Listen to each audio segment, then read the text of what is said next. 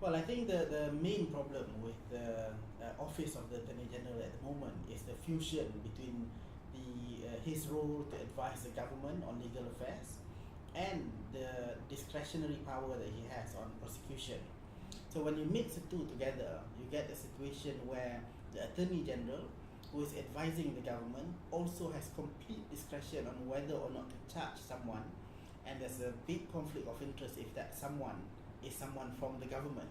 So it is as if you are advising your client, but you are the one deciding whether you want to charge your client or not as well. So this conflict of interest is a major problem with the current setup of the Attorney General's office.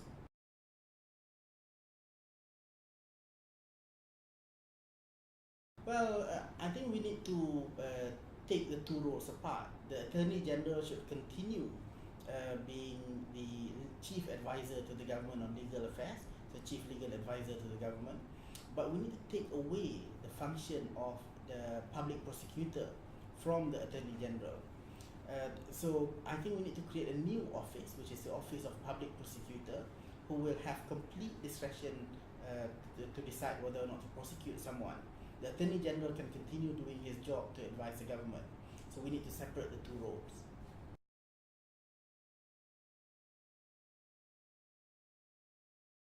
Yeah, and this is the main problem at the moment, which is the Attorney General is the one with the sole power to decide whether or not to prosecute someone. Now, the reality is we have a system in which the investigating body is separate from the prosecuting body. And I like that. I'm okay with that, and I think it should continue to be like that. I don't think the body who conducts investigation should be the one deciding whether or not to charge, because then there'll be bias. They have, they have conducted the investigation, and it'll be an embarrassment to them to suddenly say we have investigated and we have decided ourselves that we're not going to charge this person. They will be wasting the time.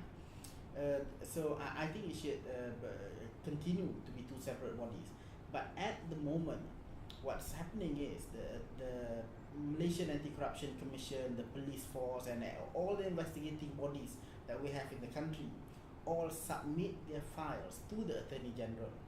And it is the Attorney General who evaluates whether or not there is enough evidence to charge a particular person. Now, if there's no conflict of interest, that's fine. What if the person being investigated is part of the team that the Attorney General is advising? This would mean that even if the MACC, for example, has done a tremendously good job in investigating, the Attorney General will have a conflict of interest, and the decisions of the Attorney General will continue to be questioned by people and continue to not be trusted fully.